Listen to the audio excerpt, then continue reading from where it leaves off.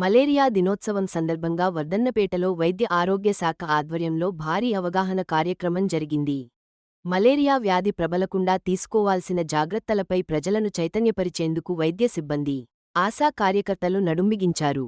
Malaria రహిత సమాజమే లక్ష్యంగా వర్ధన్నపేట పట్టణంలో ప్రపంచ మలేరియా దినోత్సవాన్ని ఘనంగా నిర్వహించారు.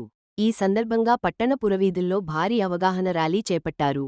అనంతరం స్థానిక అంబేద్కర్ సెంటర్ వద్ద ఆశా వర్కర్లు, వైద్య సిబ్బంది చేతులు పట్టుకుని మానవహారంగా ఏర్పడ్డారు.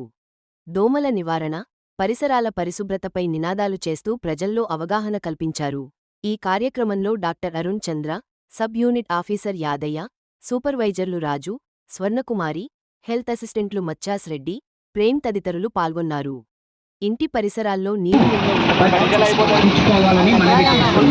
ప్రజలకు అవగాహన కల్పిస్తూ దోమల వలన కలిగే వ్యాధుల గురించి ఈరోజు ప్రపంచ మలేరియా దినోత్సవం సందర్భంగా మేము ఈ ర్యాలీని నిర్వహించడం జరుగుతుంది.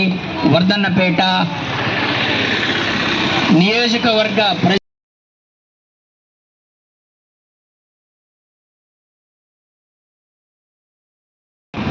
ఇలాంటివి ఏవి కూడా మన ఇంటి చుట్టూ కానీ ఇంటి లోపల కానీ ఉండకుండా చూసుకోవాలని మనవి చేస్తున్నాం.